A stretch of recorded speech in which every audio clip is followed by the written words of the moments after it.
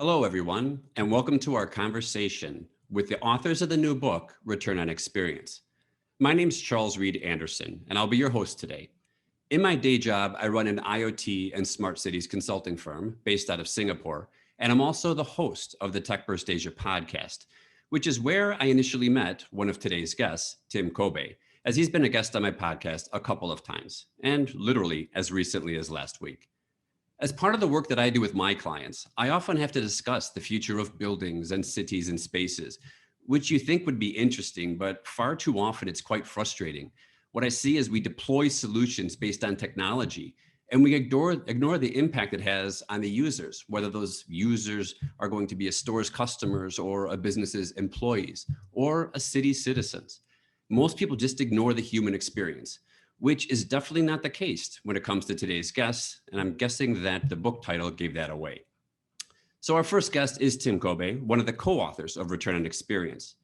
In addition to being a design leader and author, Tim is also the CEO and founder of the globally recognized strategic and experience design firm, 8 Inc.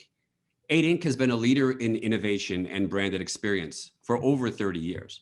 And he has worked with such companies as Apple, Virgin Atlantic, Nike, Coke, Knoll, Citibank.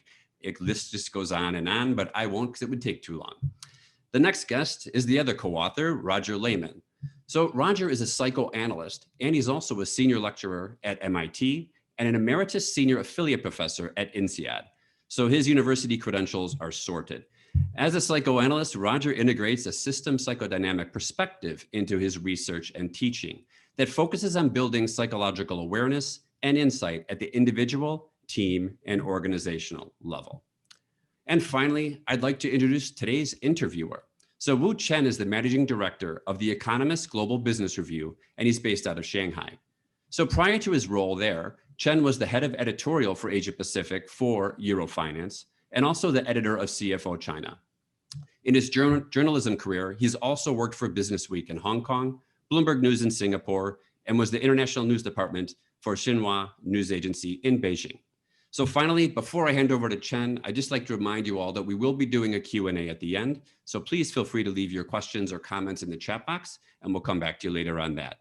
And for now, Chen, over to you. Thanks a lot, Charles. It's a great pleasure to be able to actually chair this discussion with two distinguished authors. And also, I think it's a very good time for us to discuss the human experience, especially at a time when the world is going to try to embrace unlockdown. Uh, it's also a kind of an interesting experience for me to read the book because the book itself, if you don't get a chance to get your hands on the book, I hope you can go to the local stores or go to Amazon to get one because it's not the kind of traditional book you would get. So I think both Tim and Roger has put design thinking into designing this book. So half of the book is a dialogue, the other half is actually many of these I would say case studies that Tim has created in his rich experience. But I want to get started with the concept of change because we are living in a world of rapid change and COVID definitely has accelerated many of the pace of the change. And how do we react to change? I think in the book, both Tim and Roger has mentioned that the accelerated pace of change has impact on business as well as designers. And Tim and Roger, how do you react to the change? How do you work with your clients to adapt to change? And how do you truly differentiate in a world in which many things are commoditized? I think Charles has mentioned in the beginning that there's a lot of good designs, but many are not put human center in their design. How do you react to that? Yeah. Well, I think to begin with, maybe it's important to understand what change represents and also the rate of change that we're experiencing. So one of the things that I think change is fundamentally a part of is probably one of the most difficult things for people to do naturally. We tend to struggle with change in our lives. Anything that's particularly dramatic or disruptive always is met with anxiety and a lot of emotion that goes with the idea of change. So I think first and foremost, it's fundamentally difficult for people. Secondly, I would say that we're in an era where change is becoming more and more rapid. And as the rate of change increases, we have to have the ability to learn to adapt to basically a constant state of change and be able to think of it more as a dynamic condition that we're living in versus a static one. Yeah, and I would jump on that, Tim, and add that change is particularly disruptive change, which is what we've certainly had the last 15, 18 months with uncertainty, I think is a big factor. People actually, we embrace changes that we feel like we have control over. It's, I think, the uncertainty and change that is imposed on us that we find is disruptive. And in the research that Hal Gregerson and I have been doing over the last few months, what we have found is that during times of disruptive change, it's very important for people to think about how does this change impact the work they're doing? What's the work to be done, their task? How does it impact their role? And what is the emotional response to it, whether it's fear or anxiety or uncertainty or excitement. And by tuning into those three factors, we can at least begin to understand how we are responding to change, but also in leading others, whether it's in our family, our communities, or in our organizations. We also can help others cope with change by helping them understand what is their role, what is the task, and what are the emotions. I think, Tim, in the book, you've mentioned time and again that one of the key concepts to help readers or help clients adapt to the changes, this concept of feeling felt, right? I think that's a kind of crucial element of that. How do you work with business as a designer to really incorporate that concept of feeling felt? Yeah, I think, as a designer, one of the things that you're doing is you're targeting an objective to create some type of positive human outcome in the design. And what that means can vary in terms of business to business. But if you're in the business of creating value, then you need to understand how to make things that matter to people. And one of the most positive things we found, and this is where the title of the book, Return on Experience, comes from, is focusing on what people take away from their experience. And so we typically look at it from a design standpoint. We look at two primary factors. The first one is, how do you achieve differentiation? And there's a chapter dedicated to beware of best practices, because I think that's an essential component to this. But it's about standing out within your competitive set, within your business, and differentiating what makes you unique as a company. And then the second point is defining the things that have strong emotional connections. If you look at conventional retail, they say, most retail is you purchase things emotionally and justify it rationally. And I think that's the basic nature of how people interact with things, with companies.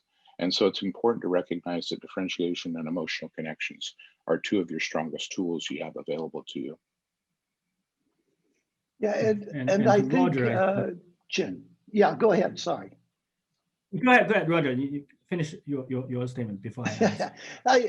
What comes to my mind is that as we as humans are experiencing beings, and this whole concept of feeling felt, what came to my mind was that so often there's an object or a painting or a building or something that I respond to emotionally.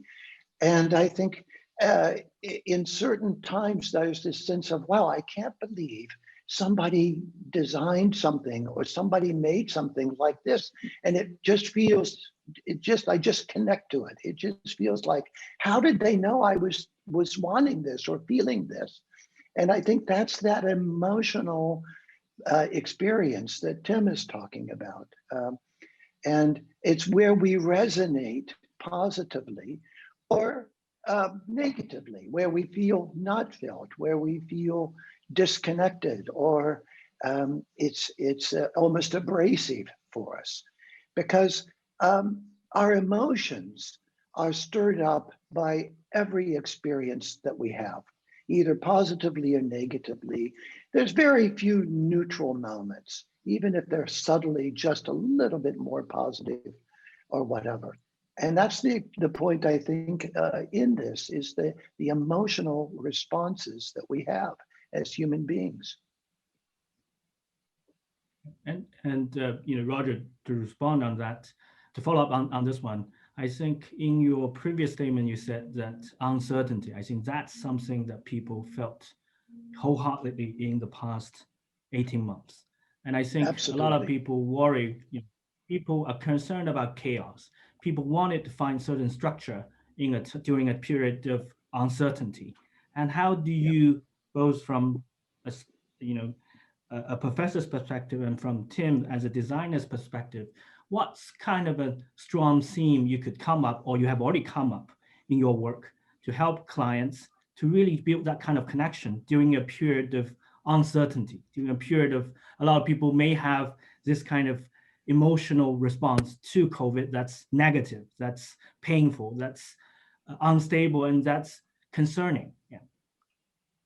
So I think, Chen, that the most important role, and I would say as a parent, as a friend, or as a manager in our life, is to be able to create the space for people to talk about what they're feeling, to talk about their fears, their concerns, and to help them recognize that the emotions that they're feeling are emotions that all of us are feeling. There's not a person on this planet, I believe, that has not been disrupted as a result of COVID-19 in the past 15, 18 months, depending on where you live. And I think the point is, by creating that opportunity for people to explore and talk about their emotions, we create an environment where they don't feel alone. It's interesting to note that the #1 download over the past year on the Harvard Business Review is an article with the title, "That Discomfort You're Feeling is Grief." And the whole point is, we are all grieving loss over the last 12 to 15 months. Loss of our routines, loss of family members, loss of our freedom, and irrespective of whatever loss it is that we grieve, it is relevant to us. So for some people, just not being able to go to their favorite cafe or restaurant or being able to travel is a disruption. And the part of loss is grieving is an emotional way of working through the loss. So we have to support people in grieving the losses that they're experiencing. And I think that So Tim, that point is one of the concepts kind of creating a safe space for people so that people can grieve, people can really kind of mourning their loss. Yes, and that's the part of feeling felt, Yeah, Tim, being understood. But Tim, go ahead. Yeah. No, I was just going to build on that, because I think a grieving process, when anyone goes through a period of change like this, you need to go through the grief in order to build the next thing, to get to the next step. Yeah. And I think it requires us then to moving into a world. We were talking about uncertainty and how this transition is leading to uncertainty. Everyone is looking for solutions, clues to better manage and adapt and create the next new condition, post-COVID.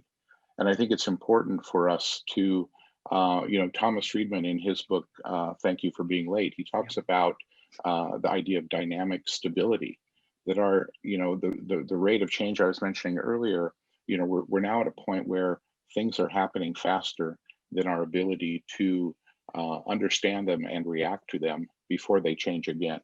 And so what's happening is we're hitting a much steeper part of exponential curve. But the idea here is that we need to adapt ourselves and our thinking to a way to maintain a kind of dynamic stability.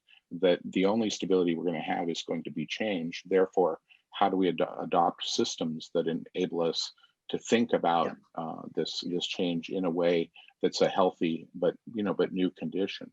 And I think that's a part of this transition of going through, moving from one state, which was quite significant transformation, to what are new possibilities, how you can be optimistic about the future, how you can be optimistic about the solutions to take people forward. Yeah. So I think one of the key things, or one of the key themes in your book, in addition to return on experience, which I think is a very important concept, is to really have the kind of experience thinking or design thinking and try to apply that in the business world and try to work with business leaders so that you can adapt to the changes. And I think in the pages, you've also spent quite a long time explaining or sharing your working experience with Steve Jobs. And can you share with us a bit more about your working experience and what you learned from Steve? And because Steve is being regarded as, I would argue, that one of the best entrepreneurs who have this kind of design thinking, who can really both command a rational mode and an emotional mode to be able to understand the product, but also try to understand the importance of building the connection to the customers. Mm-hmm. Yeah, I mean, I think it was obviously with 12 years of working with Steve, we got to know him quite well. We got to understand the way that he approached solutions and technology, and a big part of that was, I think, he understood how to create value. And there are companies that create value. There are companies that extract value. Many companies kind of live on that edge of creating and extracting.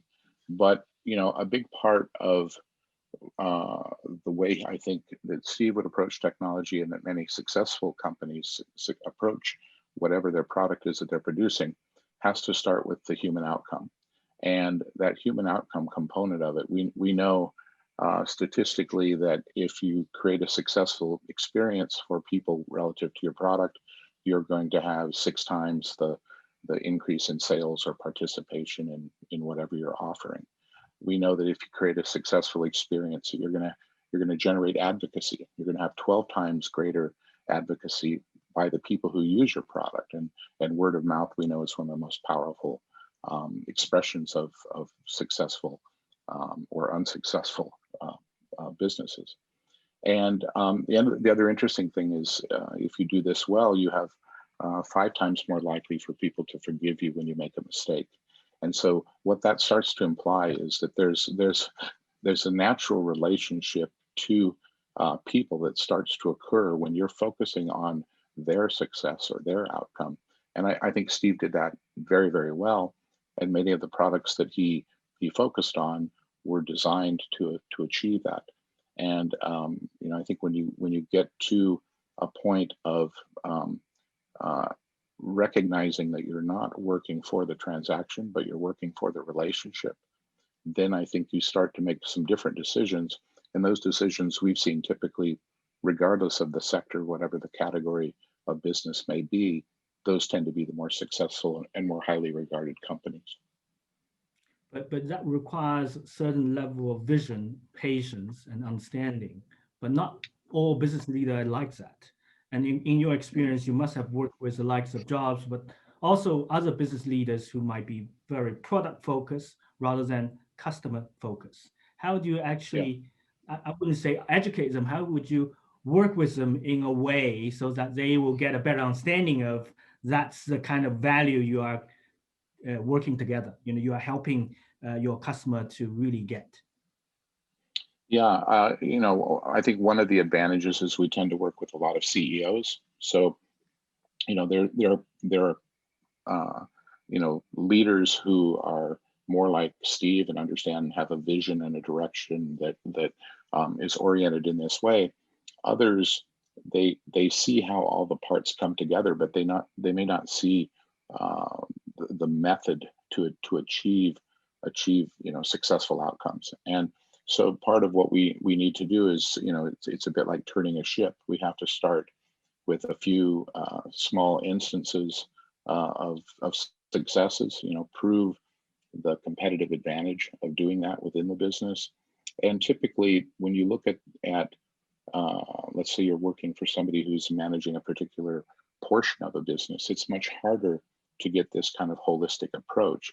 Whereas if you're working with CEOs, they tend to see how all of the business comes together, where all the parts of the business come together. And they're probably one of the few people in a conventional organization who have a firm grasp of how all the parts have to work together.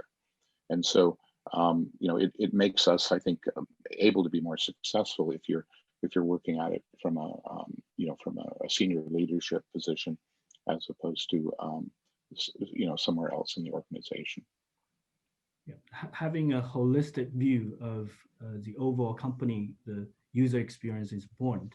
And I would turn to Roger, because I think one of the things you've emphasized in the book is that innovation requires both discovery and delivery. So creativity is not enough, right? You need to be able to deliver that. And it sets a very high bar on senior executives, because you need to be able to create a safe environment when creativity could foster creativity, but at the same time you should also implement the kind of discipline so that you can really make things happen. How would you, in your experience working with senior leaders, how would you help them build that kind of dual mode? So I think you're absolutely right that the really successful organizations, and I think Steve Jobs, just to come back to him for a second in Apple, completely embodied that. And Tim has stories of where he could be really on the delivery focus, and yet he could switch to much more the innovation and the how's this going to connect with people in terms of the discovery. And I think that's why he was so successful. I think that's why Apple has been so successful. And in fact, the research that was done by Clay Christensen, Hal Gregerson, Jeff Dyer, Innovators DNA, looked at exactly that. A couple of hundred of the top innovative leaders in companies, and found that the ones that were the most successful were the ones that knew when they needed to focus on discovery and when they needed to focus on delivery. And they recognize that solely focused on only one half of that equation is just not going to work.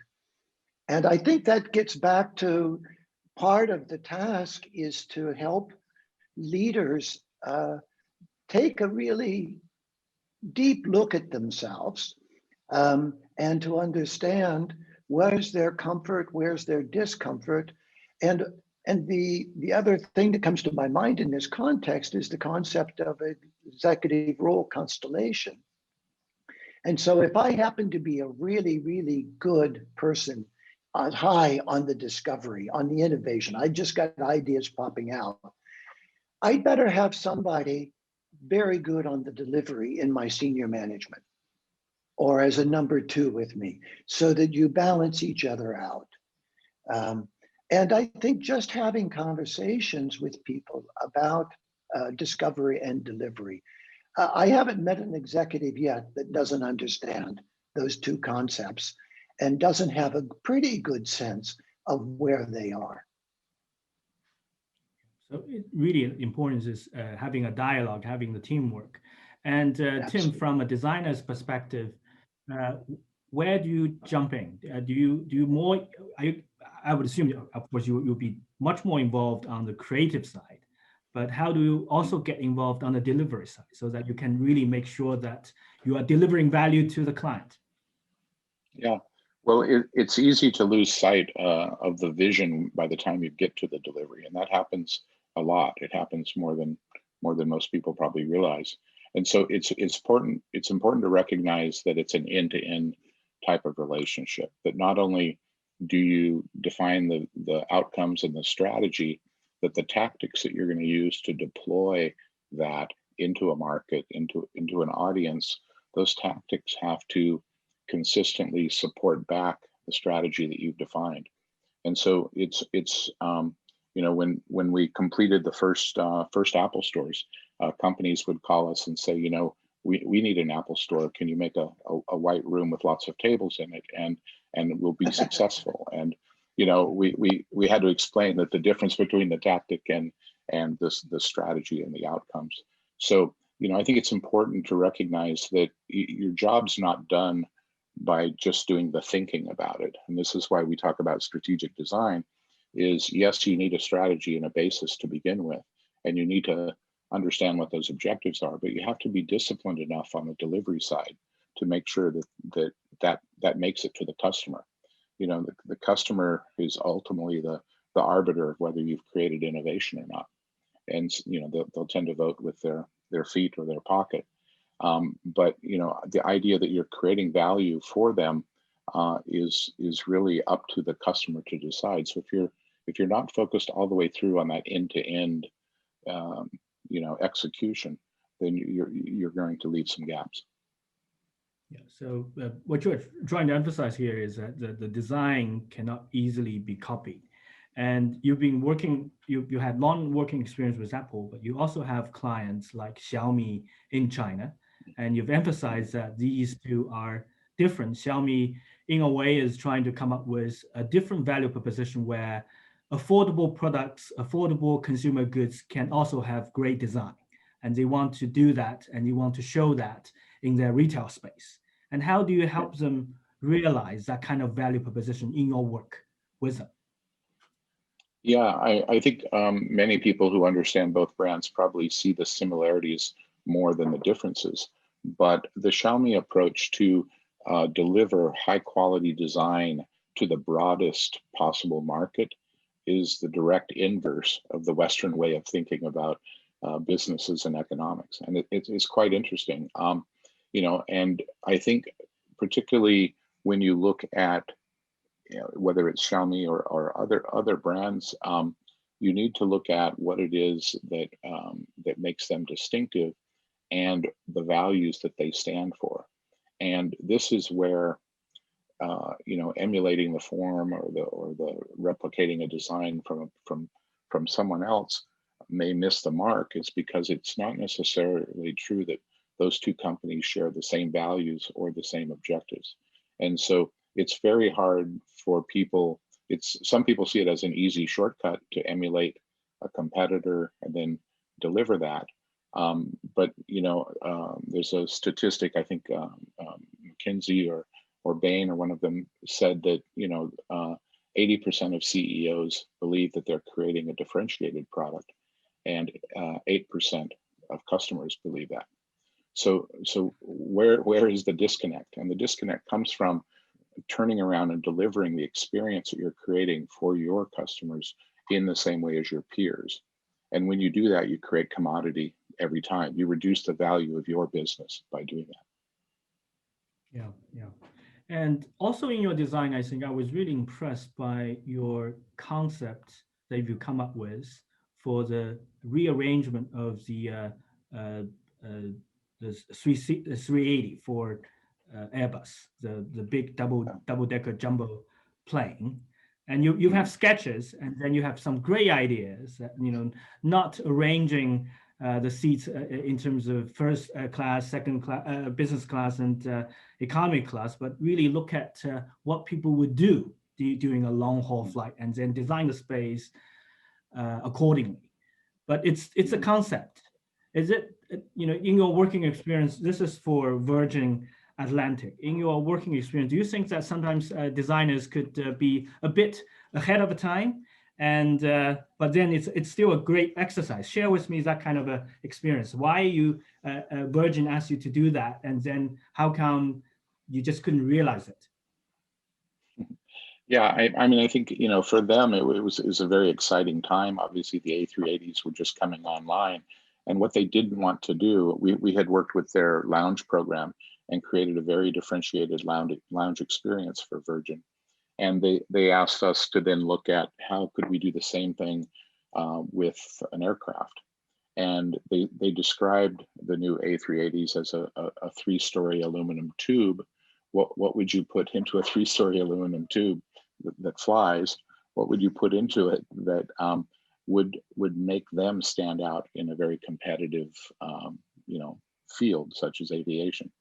And so, a big part of it was to explore what were possibilities that could be done.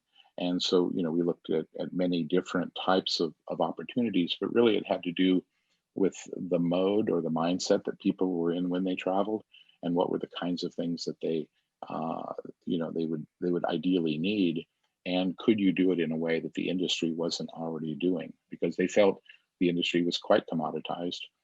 Certainly with COVID, the industry is going through radical change today. But I think it's important to explore those possibilities, because you may be ahead of your time.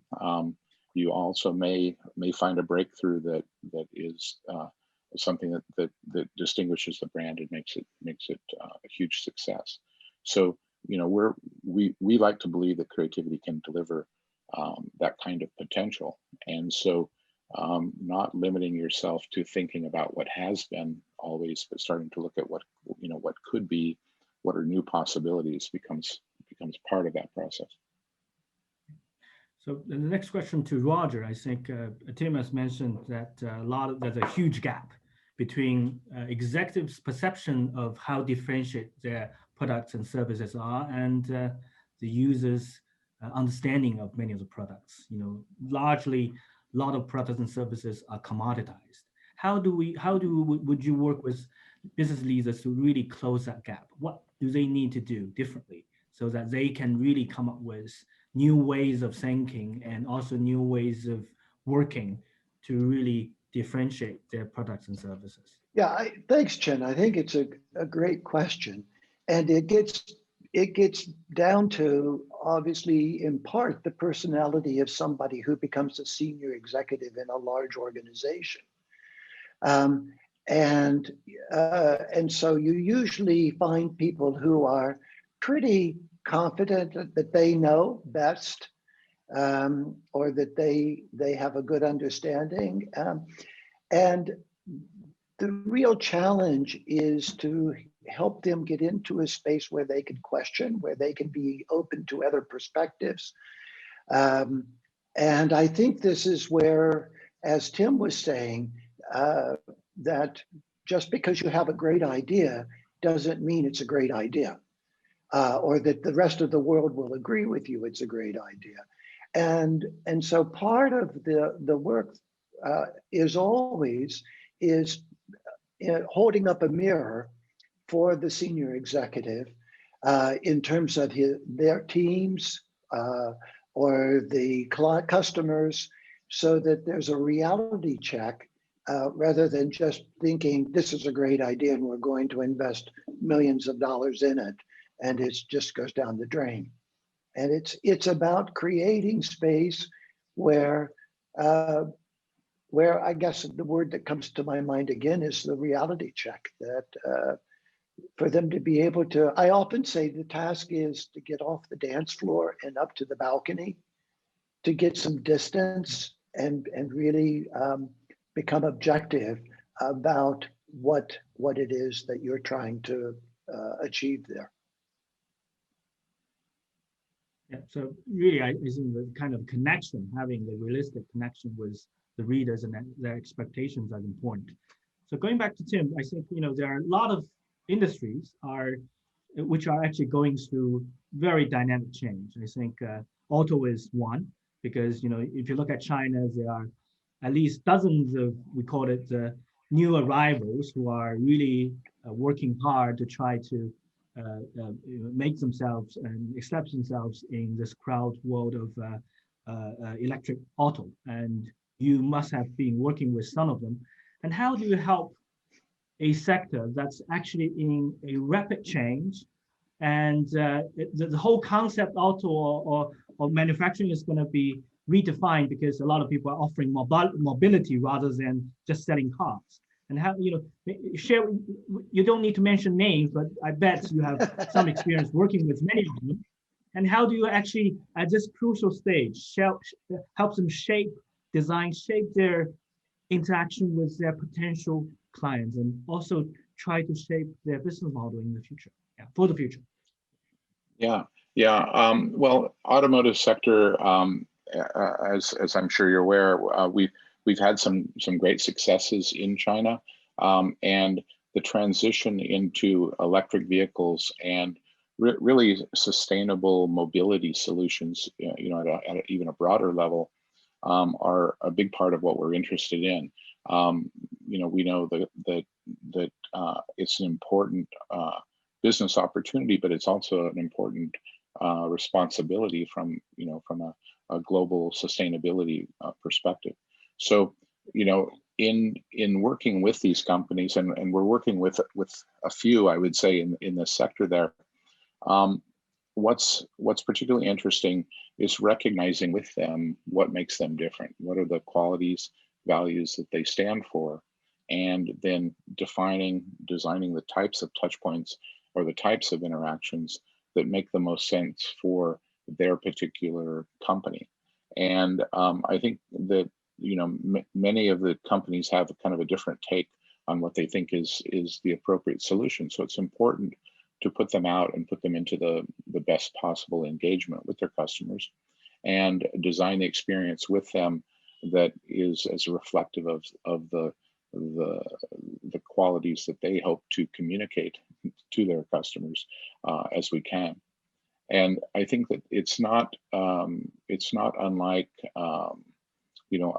other businesses where the real part of this that comes into play is you're creating a branded experience. So the branding part of it, the fact that the brand stands for something, has a certain set of characteristics. It's no different than you or I. We both have certain characteristics, and if we share those characteristics, we have a chance to have a good relationship. It's just like any other thing. If we think of it as building a relationship, you find people who have common values, and that's where that relationship has connectivity. Apple has success because the values that they represent connect to a large segment of the population. Xiaomi has success because their values connect to a large piece of the population. So part of it is kind of unraveling those key elements. So are you arguing that these companies, at least the most successful one or the most aggressive one, would have a good opportunity to redefine their relationship with the potential new customers, because there's no such relationship before, right? Buying a car is very different That's from right. really building a sustainable mobility culture. Mm-hmm. Yeah, I think we're. Yeah, go ahead. Yeah. Go ahead. Yeah. No. I think just to respond to that is I think in many ways we're defining new cultures. There are new kinds of relationships that are establishing because our mobility solution of the past have always been a two-dimensional one. We've always been on a two-dimensional surface. Now we're looking at autonomous vehicles. We're looking at autonomous flight vehicles as part of our mobility solutions. We're looking at underground, trains. I mean, there are a number of types of systems being explored as mobility solutions, and that's going to define a different culture than maybe the one that was the muscle car culture in the U.S. in the 70s or something. But one of the challenges of defining a new culture, I think that's exciting. One of the challenges for more established players is that you want to be a leader. You don't want to be a follower. And I think that's a clear message you've also emphasized in the book, right? If you follow someone, you are on the path to commoditize the products and services. You need to be a leader.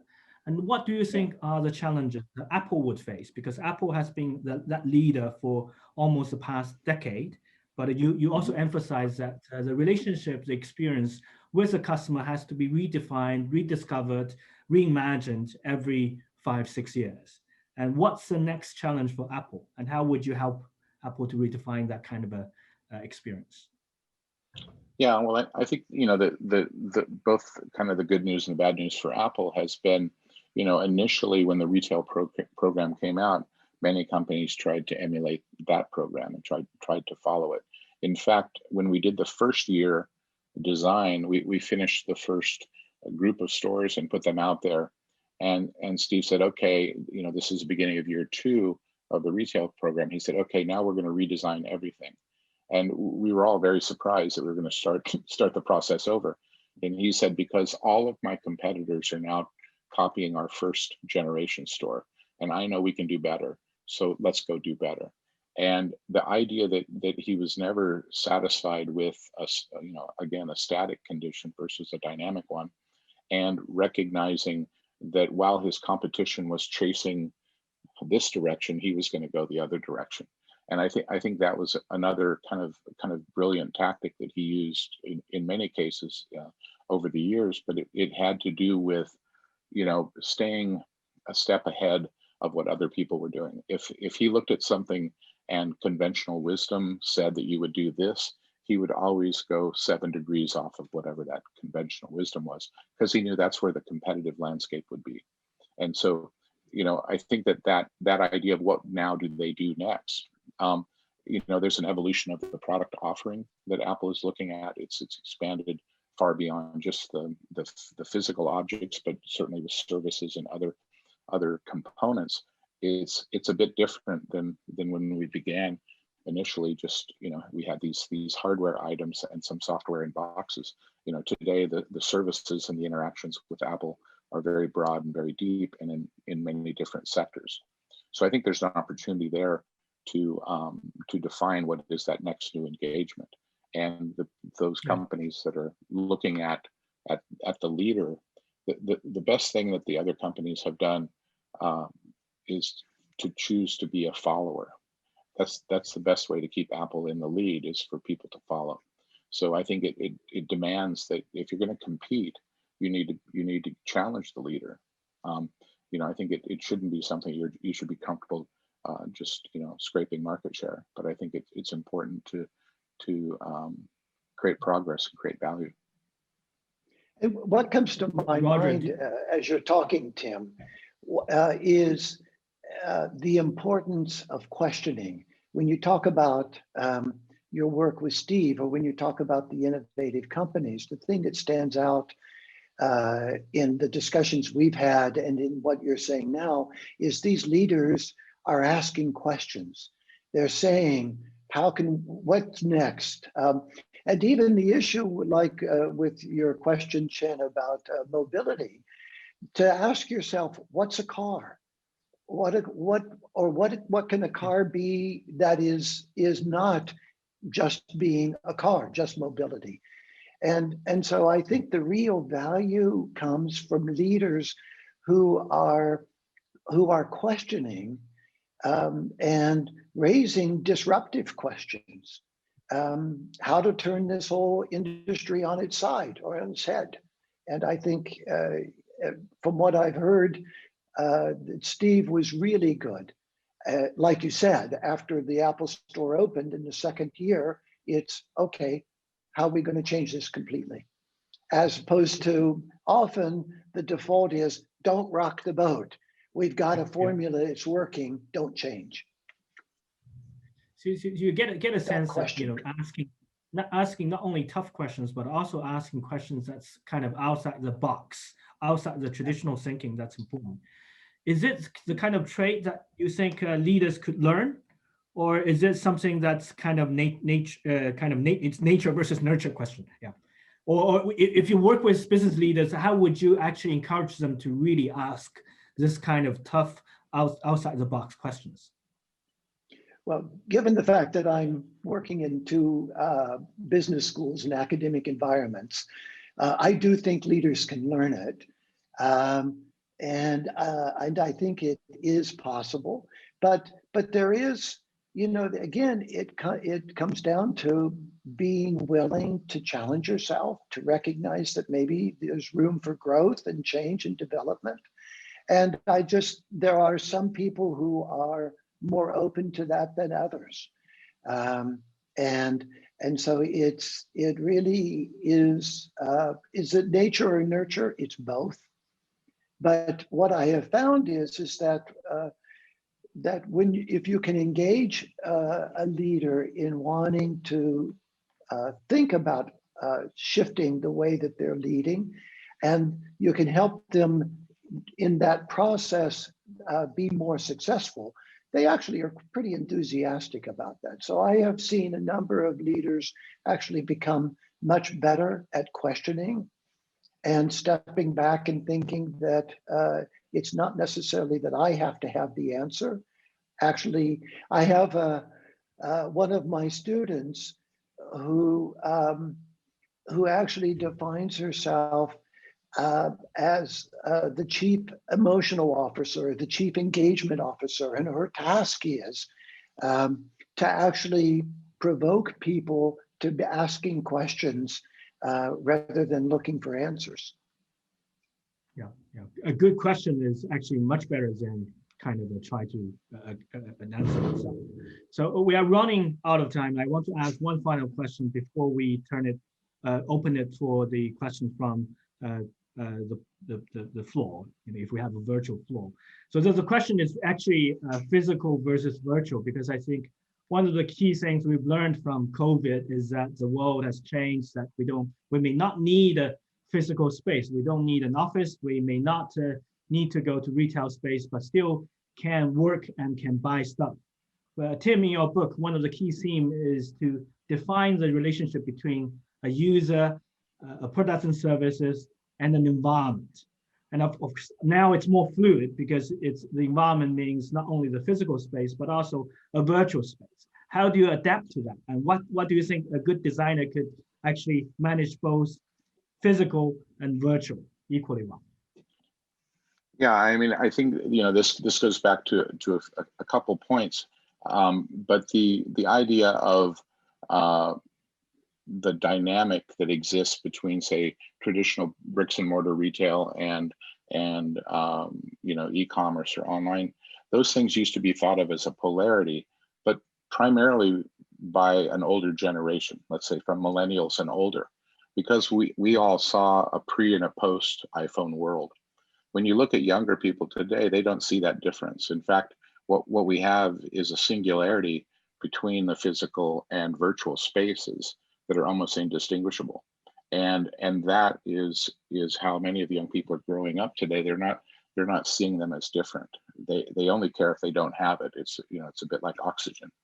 And so the key thing here is to not think of them as channel silos the way we used to, because we had a world that was different previously.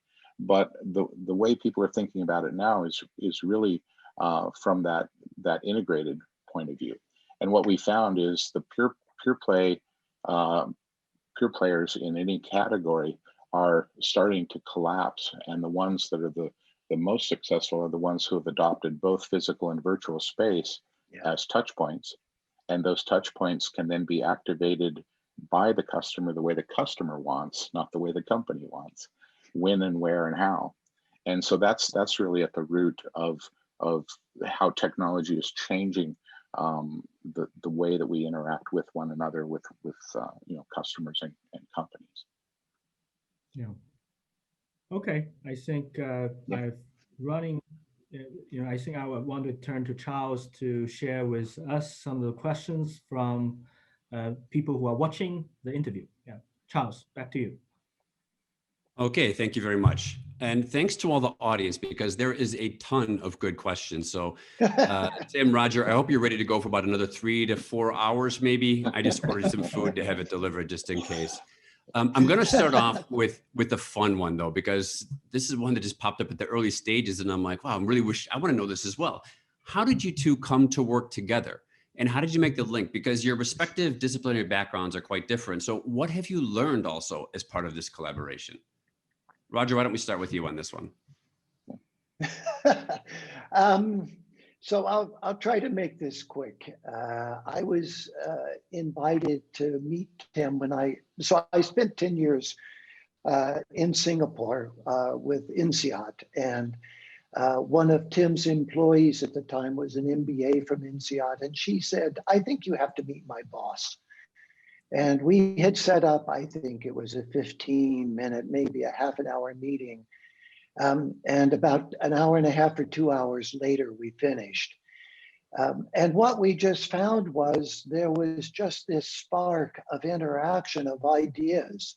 I actually get goosebumps even talking about it, between Tim's work and my thinking in terms of what's going on below the surface, because experience has to do with also who we are as a person, our psychology, our background. It's why one of us like to have one type of food and somebody else likes a different type of food. It's very personal.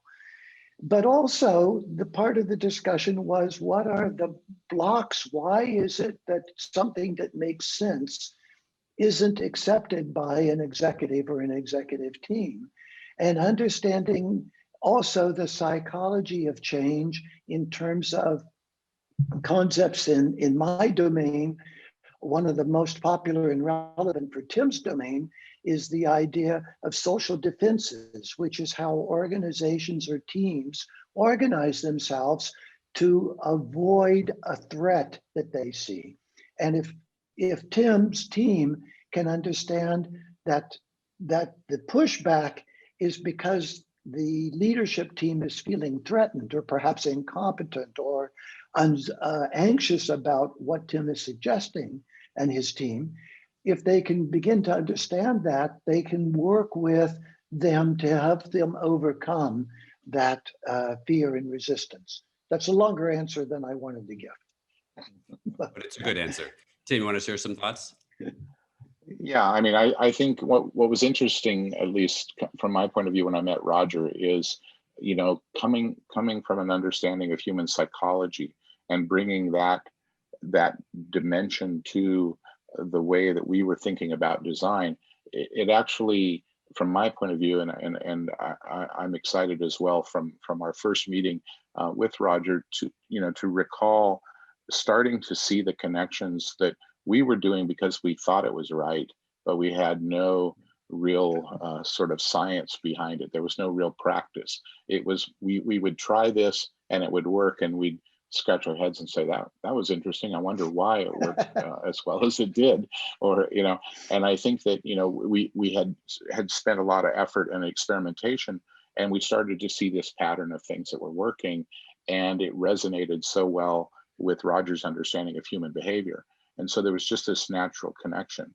And, you know, when we thought about creating the book, part of it was this question and answers that I had received over the years from many different people. But there was a thread always behind that was rooted back into kind of the science of behavior. And that's Roger's thread running throughout the book, is picking up on those points and sort of explaining why those work at a level, you know, of from the human biology as well as psychology perspective. So I'm betting you wish you met him earlier, because it would have made your earlier part of your career much easier. It would have been much easier. You must have had some challenging times. I mean, one of my favorite stories about you is when you came up with the concept for the first Apple Store. It was during the dot-com boom, when everything worked, obviously. But you launched it during the dot-com bust, which means I'm sure there must have been some stressful days going through that type of a process. As you know, people like Bloomberg were saying it's never going to work, and then obviously it's done relatively okay. But sticking on Steve Jobs as well. So you mentioned something before about how he always wanted to stay one step ahead. And this other question came in that I think is quite interesting to add to that. Is it possible to compute the negative return on experience that arises from duplication as opposed to a positive one from differentiation? Yeah, can you calculate it? You know, we tend to look at the metrics of successful experience. Is it foot traffic? Is it loyalty? Is it transactions? You know, there are a lot of the metrics that business looks at to validate what they're doing has merit. And I think the inverse of that, the negative part of that, is, you know, when you know, one of the oldest department stores here in Singapore recently closed, because they chose not to adapt and evolve.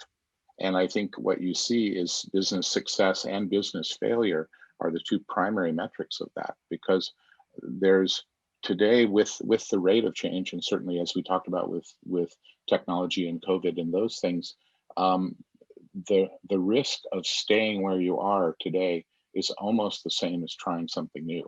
It used to be much more skewed towards, okay, if I just stay the course, remain conservative, everything's going to be fine. And yet I think what we're seeing is more and more the negative outcome of companies who choose to do nothing in the face of significant transformation and pressure. Okay. Yeah. So next question on this, what is the expected legacy from your work and the longevity of a concept delivered?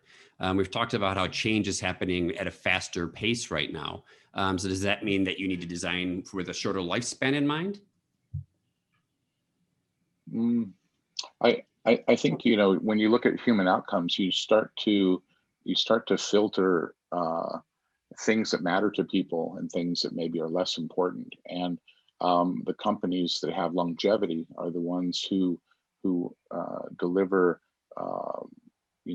things of value to people that have a pretty broad market.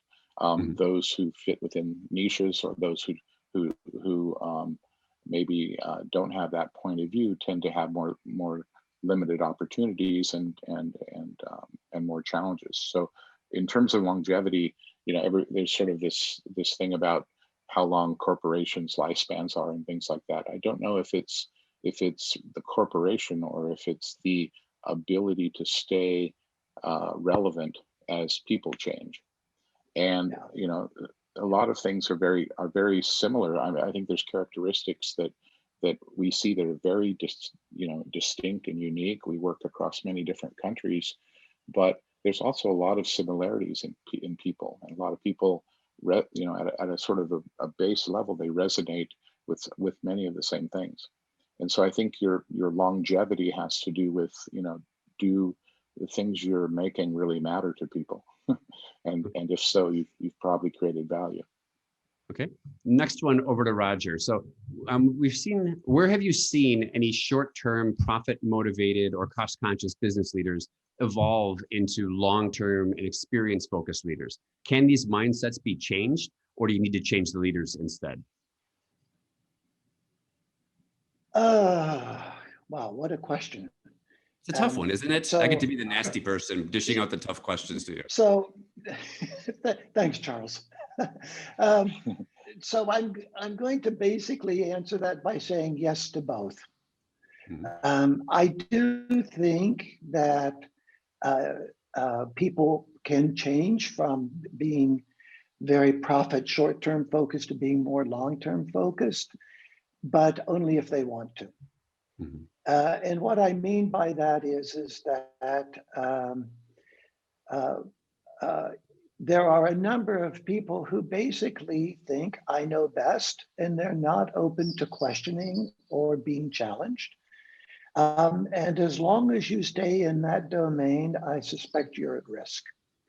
However, I've also had the fortune to work with a number of senior executives who, at a certain point in time, began to recognize that they need to think differently, look at things differently, and change their perspective.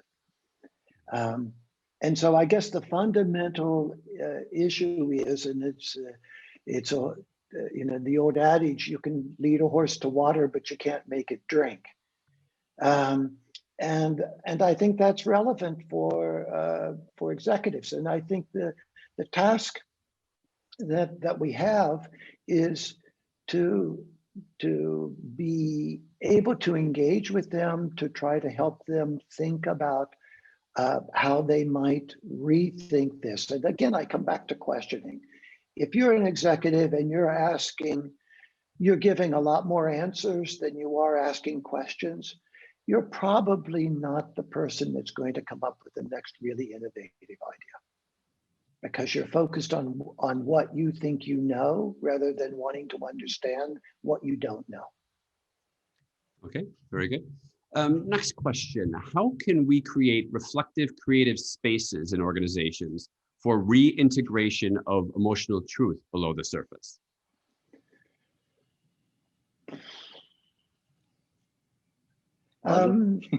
Yeah. Again, I'm glad that we have 3 hours for these questions. You know, that what comes to my mind, and I typically find that what comes to my mind is usually relevant. The concept from Amy Edmondson, and she's popularized it the last couple of decades, and it goes back several decades before her, of psychological safety. And I think in any executive team or in any corporation, any company, any business school, any family, the question is it safe for me to express my thoughts, feelings, perspectives without concern that I will be negatively sanctioned, criticized, ostracized, blamed, told that I'm stupid or whatever? And if psychological safety exists, and it's the task of a leader, it's the task of parents, it's the task of whoever's in a position of authority to be the protector of psychological safety. If that's not there, you're not going to have that engagement. You're not going to get the people aren't going to speak their mind. They're not going to disagree with you. They're not going to say challenge, or they're not willing to say, I got a crazy thought. But you know what just comes to my mind is, if I feel like everybody's going to say I'm an idiot, or they laugh at me, or I get ostracized. So psychological safety seems fundamental to that. I'm glad you brought that up, because when I deal with smart cities, so I deal with a lot of the governments around Asia, and it's governments they don't really create a space for psychological safety, but the one that's driving the most innovation actually is probably Taipei. And their mayor, when he came and was elected, I think 6-7 years ago for the first time, he said he wanted to change the culture where they weren't afraid to fail anymore. And I think that not only cities, but a lot of businesses have this. If I fail, I'm putting myself at risk and I'm going to lose my job. So if you can't create that environment where they feel safe to say that, they're never going to open up. Okay, that's been a couple tough ones. I'll give you an easier one now for both of you guys. So something came in about the current status of the work from home environment and what it means for relationships. And in this one, I'll start with Tim, because I know where you're going to go with it, because we talked about this a week ago. Yeah, I mean, you know, I think, you know, one of the key points that we've talked about, there's been a lot of the kind of the physical challenges of commuting to work and doing things like that have been sort of raised through this work from home kind of approach. But one of the key things that I think that we're probably missing is the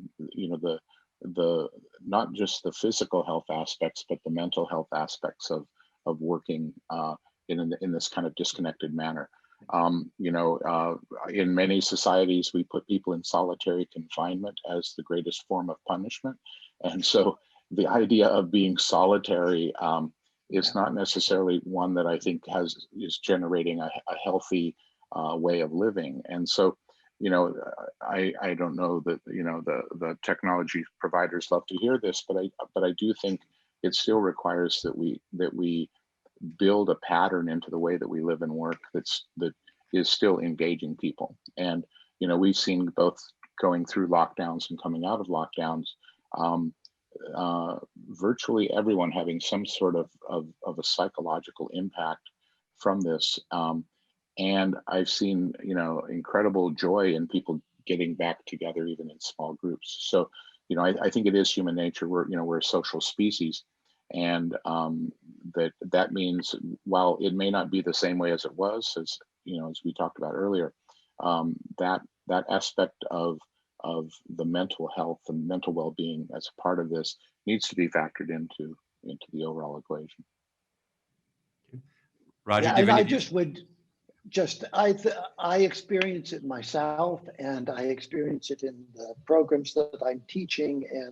And there is, like I said earlier, there's not a person that hasn't been negatively impacted by the last 15 months. And, we're back in another 4-week lockdown here in France. And I can tell you, all of us are tired of this solitary confinement. I suspect that we will find more blended kind of things in companies where people will be working remotely some of the time. But as Tim said, we are social beings. And in all the courses I teach and all the discussions that I have, everybody's looking for a time where we can get back together. Because it's wonderful to stare at these images on the screen and see you, but it's not the same as being in the same room together. I think it's and funny. We need that. If you go back 12 months ago, I don't think anybody would have ever heard of Zoom fatigue. And now it's sort of on the top of everybody's list of complaints about my life right now. So many Zooms. So next question is, let's look at the future of retail on this, because right now, I'm sure since we've all been locked down, you've mastered how to order everything online. How is it going to impact retail going forward? So do you see it sort of becoming more of a mixed blend between the two? Or how can customers or your customers take advantage of this, and what should they be looking at for the future? I would say from the research we've been doing, and we've been working with a number of companies who are asking this question, what will we do in the future, and how does retail evolve from this?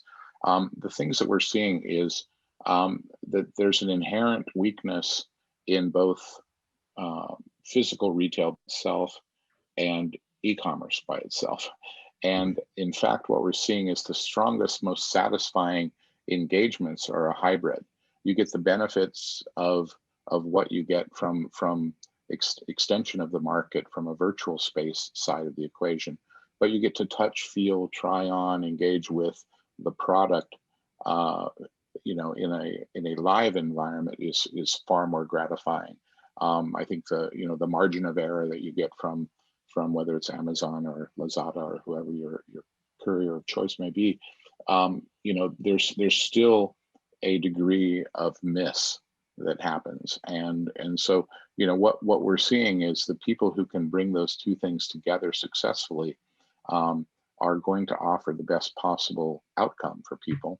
And we know that if you achieve that with whatever your strategy is, then you should be generating successful economics. Okay. Yeah, and I just quickly, Charles, would absolutely agree with what Tim said, because I just recently experienced needing to buy a new computer, and obviously the store isn't open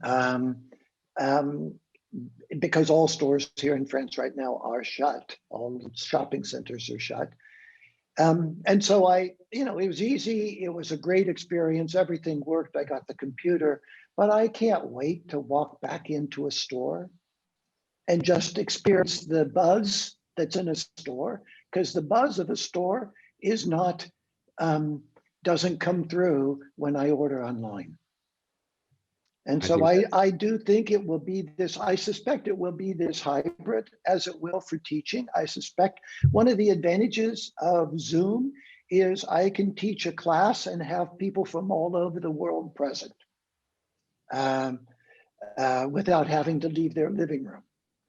But the disadvantage is the emotional connection is much harder on Zoom than it is in a classroom. And we need both. Well, hopefully we can get that going again relatively soon, because it's been far too long without traveling. I know Tim and I have been spending far too much time in Singapore, probably the most time ever in Singapore in my 11 years here. So we do look forward to that. I'm sure. Yeah, I think I actually went to lunch a couple of weekends ago, and it was 12 kilometers away from home. And that's the farthest I've been away from home in a year. So anyway, listen, I would love to carry on doing this, but I've been told that we should probably cut it off. What we're going to do, though, is have them write out answers to the other 500 questions that are there. Right. I was going to show, I don't know if you can still see it, but here's a picture of the book. So it'll be shorter than this book. with all those answers, but I do highly recommend it. It's a great thing to look through for inspiration. It's become my coffee table book, and people just love flicking through it. So I just wanted to say thanks to all our guests. First of all, Chen, thank you for the interview. That was great. Roger, Tim, thank you so much for the engaging discussion, and congratulations on the launch of the new book. And thank you very much to the audience for sticking around for so many questions. I do apologize, we don't have another 3 hours to go through all the questions, but hopefully maybe we'll do another one of these sometime. Yeah. Okay. All right. Thank Thank you. you, very Charles. much. Great. And everyone have a Thank you, great day. everyone. Thank you, Chen. Bye-bye. Thank you, Roger, Tim. Chen. Bye-bye.